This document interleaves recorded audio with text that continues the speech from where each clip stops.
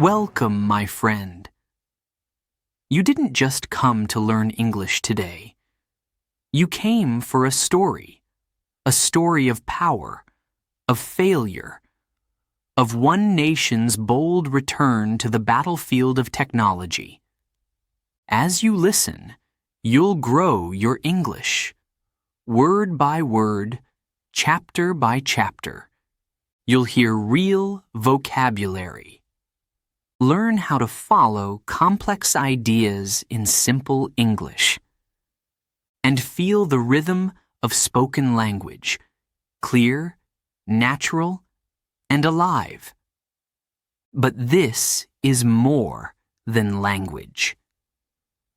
This is the story of Japan's great comeback. A nation once on top, then forgotten. Now it rises again with one dream: to control the future, one chip at a time. Are you ready to listen and learn? Let's begin.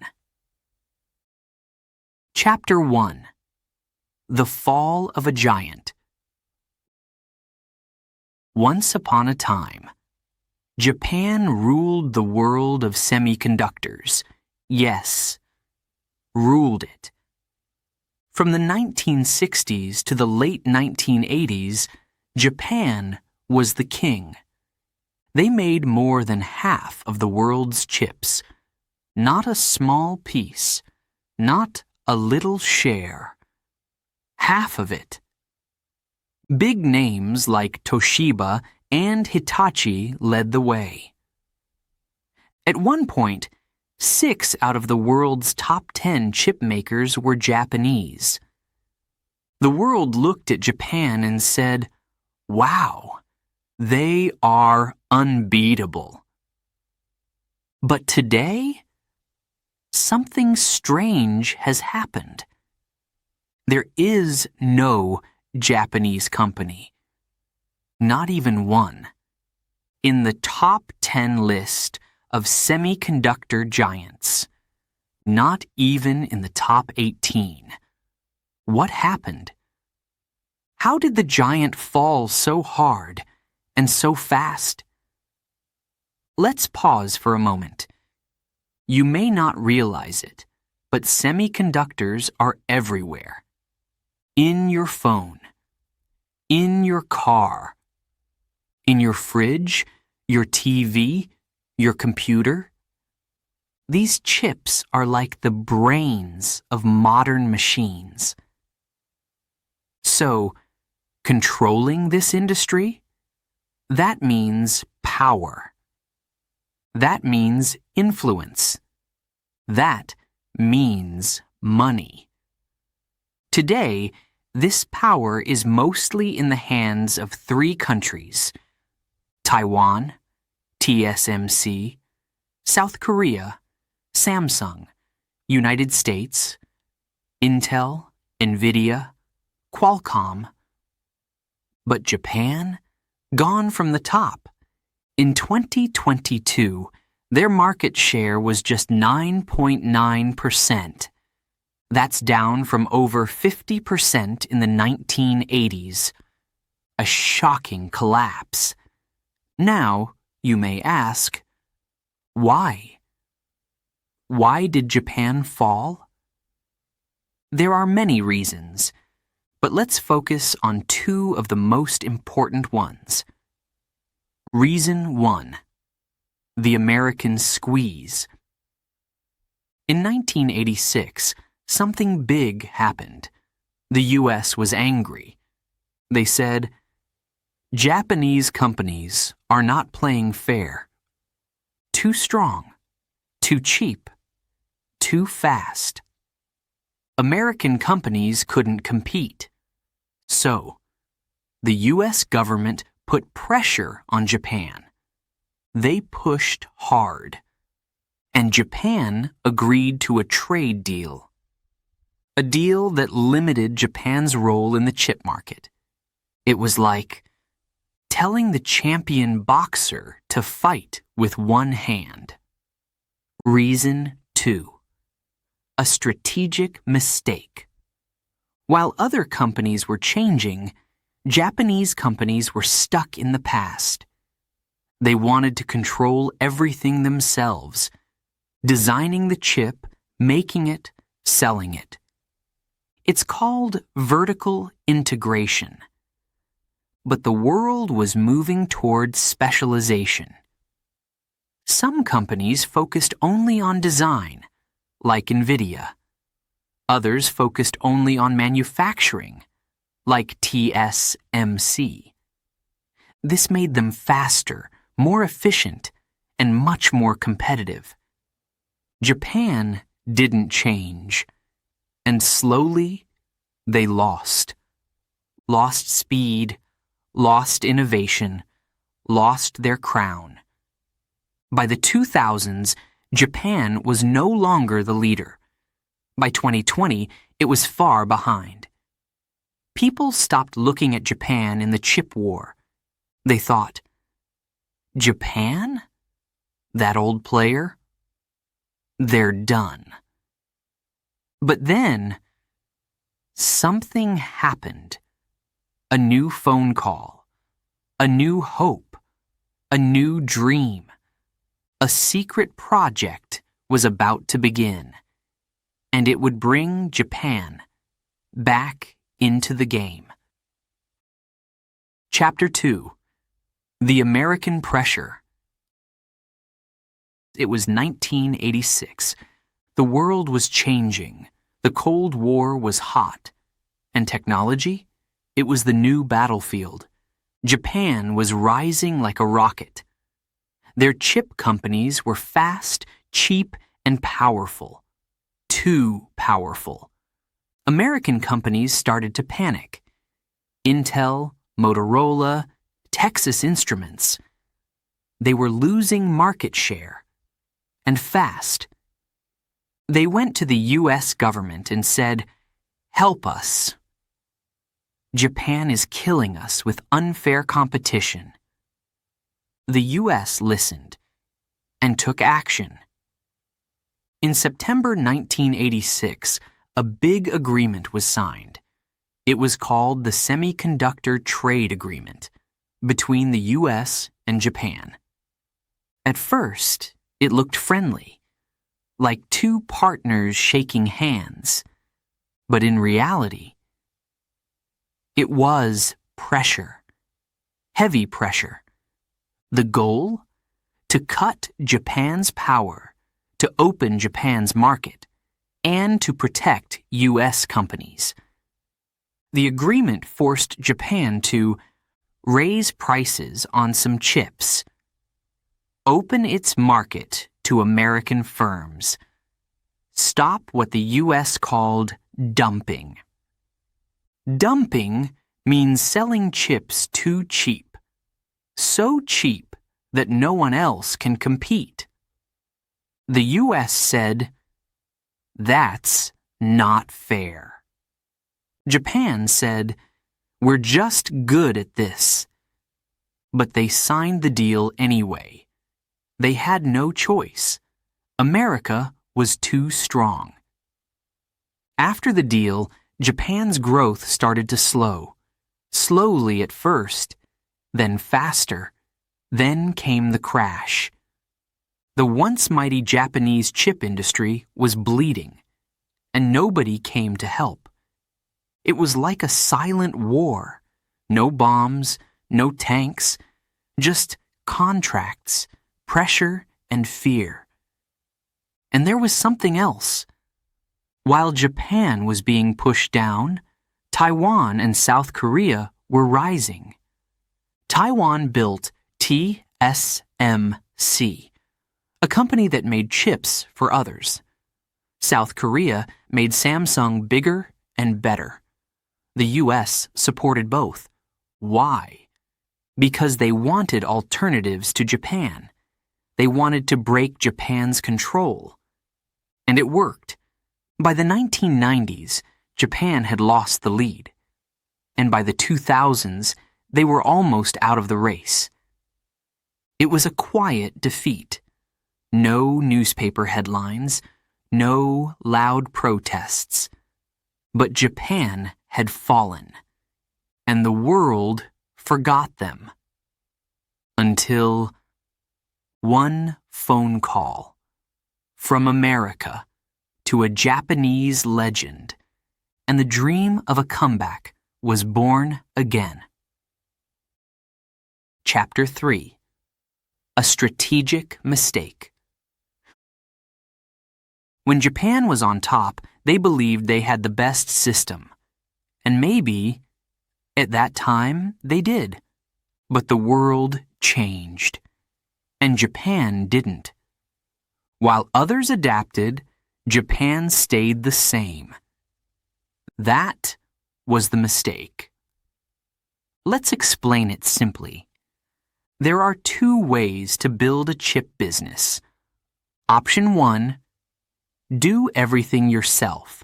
Design, building cell. You control the whole process. This is called vertical integration. Option 2, focus on one part. Just design, or just manufacture. Not both. This is called specialization. Japan loved option 1. They wanted control, from start to finish. Companies like Toshiba and NEC followed this model. They made their own chips, in their own factories, for their own products. It worked well, until it didn't. The rest of the world changed strategy. They saw a better way. In the US, companies like NVIDIA and Qualcomm said, "Why build chips? Let's just design them." They became fabless chip designers. At the same time, Taiwan built huge factories. TSMC became the go-to company for making chips. It was cheaper, faster, smarter. One company designs, another company builds. Each one focuses on what they do best. Together, they win. But Japan? They were stuck, big, slow, and proud. They didn't want to change. They didn't believe in partnerships. They didn't believe in outsourcing. By the time they noticed the shift, it was too late. The industry moved forward. Japan stayed behind. And soon, even their own chips were too old, too big, too slow. In 2020, the newest chip Japan could produce was 40 nanometers. But the world was already using 5 nanometers and going smaller. Imagine bringing a horse to a Formula One race.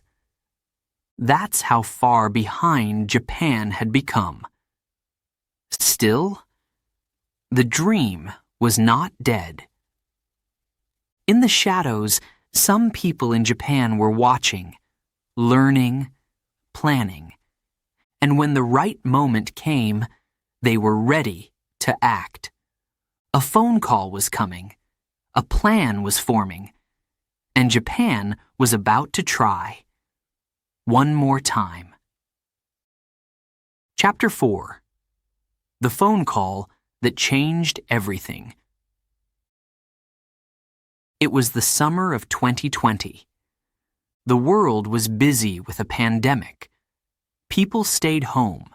Countries closed borders. Factories stopped working.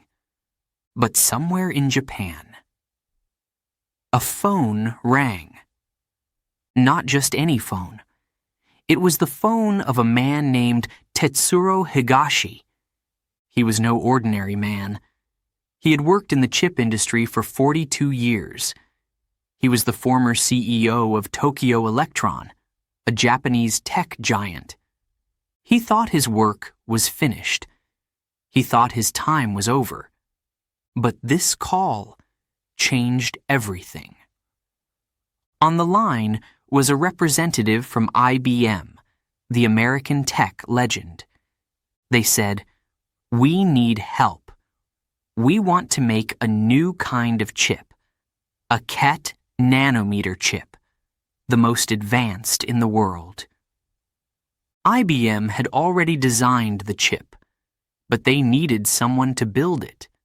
Not in South Korea, not in Taiwan, not even in the US. They wanted to make it in Japan. Higashi was shocked. "Why Japan?" he asked. IBM explained, "We want less risk. Taiwan is too close to China. South Korea is our competitor. We trust Japan." That trust felt like a second chance. Higashi didn't wait. He called his old friend Atsushi Koike, former president of Western Digital Japan. Together, they started to build a dream. They reached out to experts, engineers, professors, government officials. They all asked one question: Can Japan come back? Koike believed the answer was yes. He went directly to the Prime Minister of Japan, Shinzo Abe. He said, "This is not just a company. This is a national project. Like the Meiji Restoration, it can bring Japan back to the top." Abe listened. He agreed. He gave them the green light. And so, the real work began. They had the vision. They had the support. Now they needed a name. They called it Rapidus, a Latin word. It means fast, because Japan couldn't afford to move slow. This wasn't just about making chips. It was about hope, about honor, about showing the world that Japan still matters. From one simple phone call, a revolution had begun, and the world was finally watching Japan again. Chapter 5. The Birth of Rapidus. August 2022.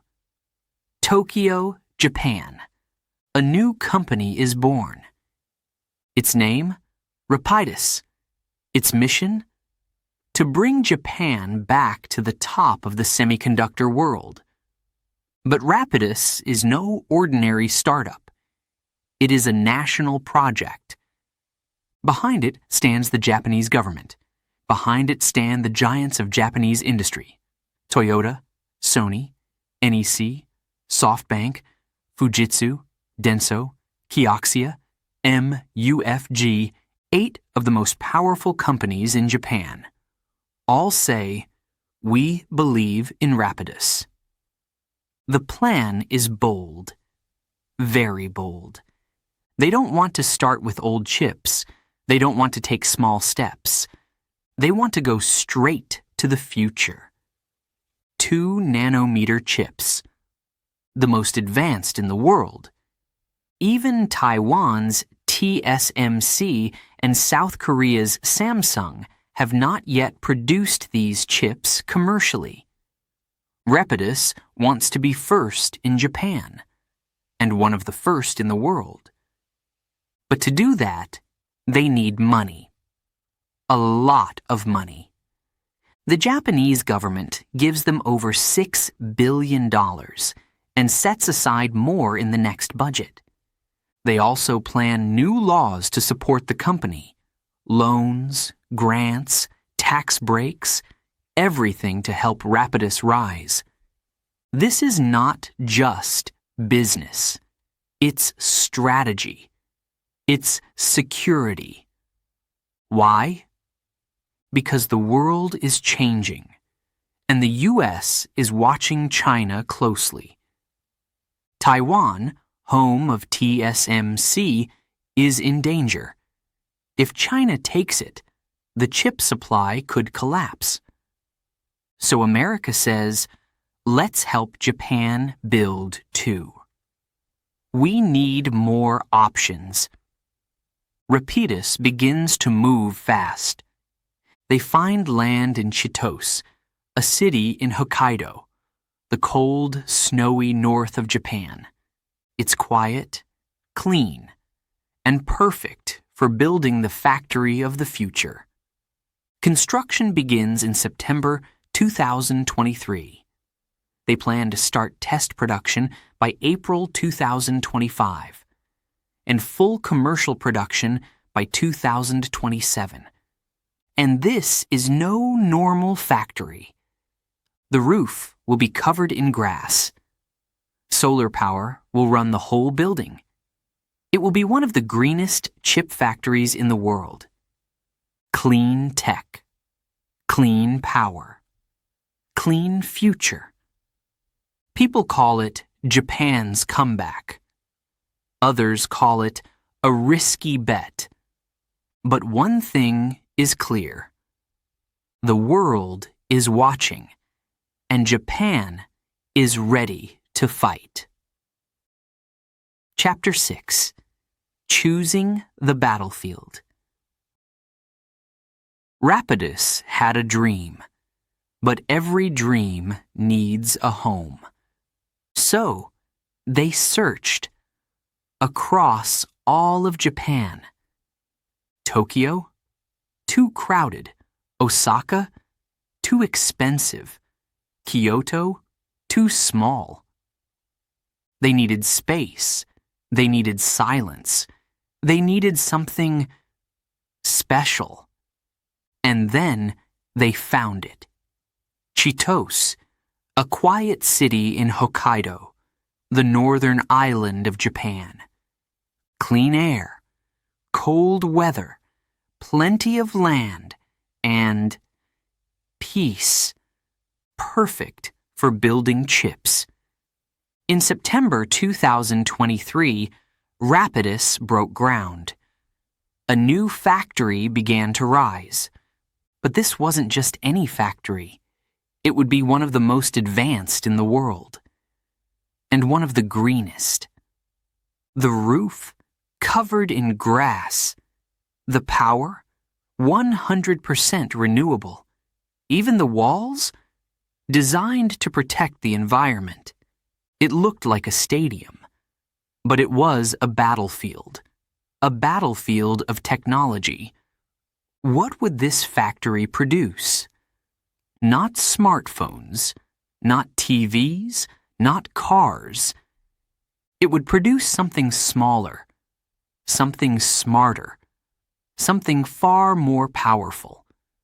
2-nanometer chips. Tiny pieces of silicon. So small, you can't see them with your eyes, but inside them, billions of transistors, more power than early NASA computers.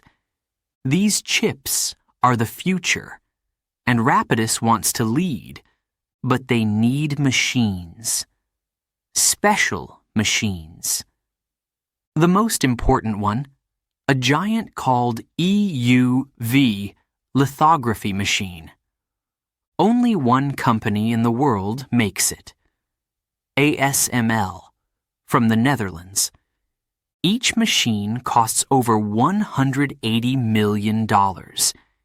Each one is as big as a truck, weighs as much as a whale. Japan had never owned one before, but now it was coming. In December 2024, the first EUV machine arrived. People celebrated like it was the Olympics. This was history. For the first time ever, Japan had the tools to make next-generation chips. More machines will arrive soon, and ASML even plans to build a service center in Chitose to help Rapidus. and maybe other factories in the future. Everything is moving fast. Too fast, some say. But Rapidus has no time to waste. The global chip war is real, and Japan is now back in the arena. Chapter 7. Can Japan beat the giants? Let's be honest. The world of semiconductors is not a friendly game. It's not soft. It's not slow. It's war. And Japan is trying to enter that war again. But the battlefield has changed. Right now, one company leads the world. TSMC from Taiwan. They make over 90% of the world's most advanced chips. Yes, 90%. They are fast. They are cheap.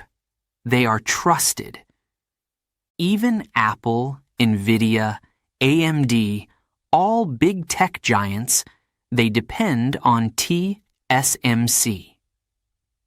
Some people call TSMC a country inside a country.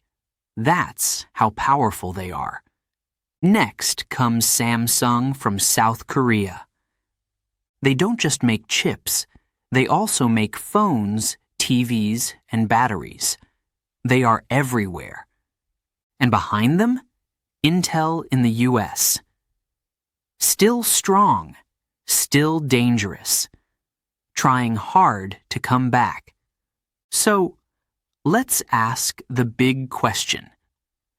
Can Japan, with Rapidus, beat these giants? The answer is, it won't be easy. Let's look at the facts. TSMC started making chips in 1987. They have decades of experience. They produce millions of chips every week. Rapidus started in 2022. They are building their first factory. They have made 0 chips so far. That's a big gap. And there's more. TSMC and Samsung have thousands of engineers, hundreds of suppliers, global customers, deep political support. Rapidus has potential. But potential is not enough. They are trying to jump from 40 nanometer chips, still used in cars and basic electronics, to 2 nanometer chips, the most advanced in history. That's like going from a bicycle to a spaceship. Some experts say this is too risky. Rapidus is skipping steps. They should start smaller. Others say this is the only way. If they start small, they'll stay small forever. And they might be right. In technology, waiting means losing. So Japan is going all in. But what about money? Building a chip factory is expensive. Very expensive. The Rapidus factory in Hokkaido, it needs over $6.5 billion just to start. And that's not the end. If they want to build a second factory, they'll need billions more. Is Japan ready to pay? So far, yes. The government is supporting. The companies are investing. Even the Japanese people are watching with pride. But if things go wrong, the cost could be massive. And then comes the biggest challenge of all. People. You can buy machines. You can build factories. But you cannot buy talent overnight. To make 2 nanometer chips, you need the best engineers, the smartest workers, the most careful hands. Japan doesn't have enough. So, what is Rapidus doing? They are sending 150 engineers to IBM's lab in New York. It's called the Albany Nanotech Center. There, they will learn, train, prepare. They are also opening an office in Silicon Valley, right next to the biggest tech mines on Earth. And in Belgium, they have partnered with IMEC, a top research group in semiconductors. Rapidus is building global connections, because winning this race alone is impossible. Still, many ask, will this be a success or just another dream? Nobody knows. But one thing is clear. The world needs more chip makers. The US wants to move production away from Taiwan. Europe is building too. China is racing to catch up. It's the perfect moment for Japan to return. Rapidus is not just a company. It is a symbol of Japan's past, and maybe its future. Chapter 8. Training for the Future. The machines are ready. The factory is rising. The money is flowing. But there is one thing missing. People. Skilled people. Smart people. People who understand how to create the world's most advanced chips. Without them, nothing will work. And Japan knows this. In the past, Japan had many great engineers. They helped build Toshiba. They helped create Sony. They were leaders. But that was a long time ago. Today, most of those engineers have retired. Many of the young ones moved abroad. Some went to the US, others work for TSMC in Taiwan or Samsung in Korea or big companies in Europe. They didn't stay in Japan. Why? Because for years, there were no big dreams in Japan's chip world. No projects, no future. But now, with Rapidus, things are changing. Japan is dreaming again. But to make the dream real, they must bring back their best minds. So, what's the plan? First, Rapidus made a bold move. They chose 150 engineers, young and talented. They sent them to New York to train at IBM's Albany Nanotech Center. This is no normal lab. It is one of the best in the world. Here, IBM created the 2-nanometer chip, a chip smaller than a virus, more powerful than anything before. In Albany, the engineers are learning how to work with EUV machines, how to control the tiny details of chip making, how to test chips with extreme precision, and how to work as a team, fast, flexible, focused. They are not just watching. They are building, making mistakes, and learning every day. But one lab is not enough. So Rapidus opened an office in Silicon Valley, the tech capital of the world. There, they can meet top experts, hire international talent, join global conversations. They want Japan to be part of the future, not a quiet observer, but a bold player. And there's more. Rapidus also joined hands with IMEC, a world-famous research center in Belgium. IMEC is like the brain of Europe's chip industry. It doesn't make chips. It designs the tools, the tests, the ideas. Working with IMEC gives Rapidus access to cutting-edge knowledge, new research every day. and a network of global partners.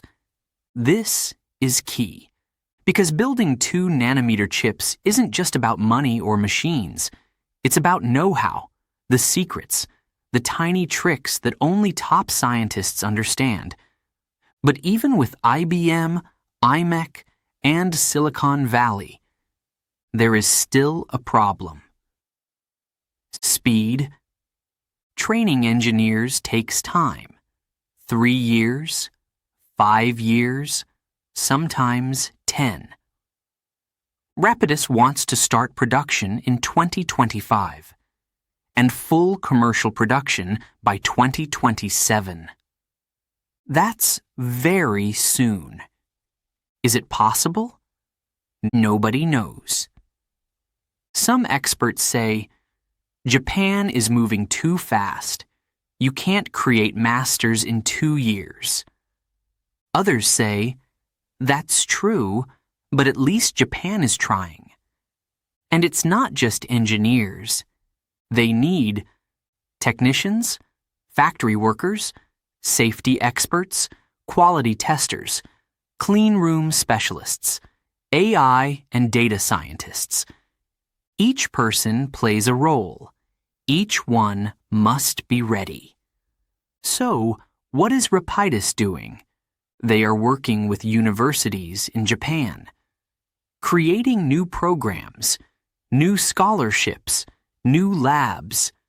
They are trying to make chip engineering cool again, something young people want to study, something they feel proud of. It's not just a job, it's a mission. And that's the real heart of this story. Rapidus is not just building chips, it's building hope. Hope that Japan can rise again. Hope that the next generation will not just watch, but lead. The machines are big. The money is huge. But in the end, people make the difference. Chapter 9, 2027. A Dream or a Gamble? The year is 2027. The world is watching. Cameras are ready. Eyes from America, China, Korea, and Taiwan are all looking at one place. Chitose, Japan. Why? Because this is the year. The year when Rapidus says it will begin commercial production of the world's most advanced chip, the 2-nanometer chip. A chip so small you can fit billions of transistors on your fingertip, but its importance? Massive. Let's stop and ask, will Japan really do it? Or is this just a dream? That is the question. Let's start with the dream. Everything looks perfect on paper. A new green mega factory in Hokkaido, billion-dollar support from the Japanese government partnerships with IBM and IMEC engineers trained in America, advanced machines from ASML in the Netherlands, support from Japanese giants like Toyota and Sony. It's like a national orchestra, everyone playing together. And the goal? Put Japan back on the map. After 30 years of silence, show the world Japan is not finished. But now, let's look at the other side. The risks, the doubts, the fear. Problem 1, the timeline. Most experts say starting a semiconductor factory takes 5 to 10 years. Even TSMC needed years to go from design to mass production. Rapidus is trying to do it in just 5 years, from zero. Is that possible? Maybe. But the pressure is extreme. One small delay, one machine that doesn't work, one team that isn't ready, and the whole plan could fall. Problem 2. The experience gap. TSMC has been making chips for over 35 years. They have thousands of engineers. They've made millions of chips. Rapidus? Still new, still learning. Even if they build the machines, even if they have the money, can they match the quality and efficiency of TSMC, Samsung, or Intel? No one knows. Problem 3. The market. Let's say Rapidus makes the chips. Who will buy them? Will Apple trust a new company? Will Tesla or Nvidia switch from Taiwan? Big companies don't change partners easily. They want proof. They want results.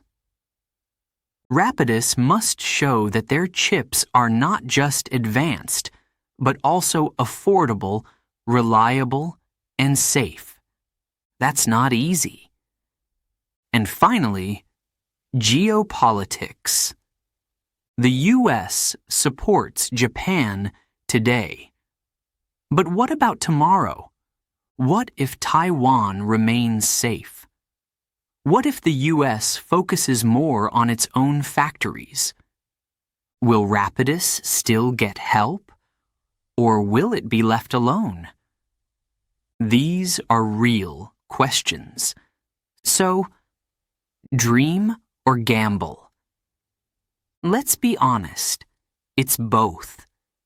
Rapidus is a big dream, maybe the biggest tech dream Japan has had in decades. But it's also a huge gamble. Billions of dollars, years of time, hundreds of jobs, and the pride of a nation. All of it. On one goal: make Japan great in chips again. Still, even if Rapidus fails, it may not be a total loss. Because it has already brought engineers back to Japan, started new university programs, created global partnerships, reminded the world of Japan's tech power. It has already changed the story. From Japan is finished to Japan is trying again. And who knows? Maybe in 2027, we'll see the first Japanese 2-nanometer chip roll out of that green factory in Chitose. And when that happens, maybe a young engineer will hold it in his hand, look up, and smile. Because he'll know. This is not just a chip. This is our future.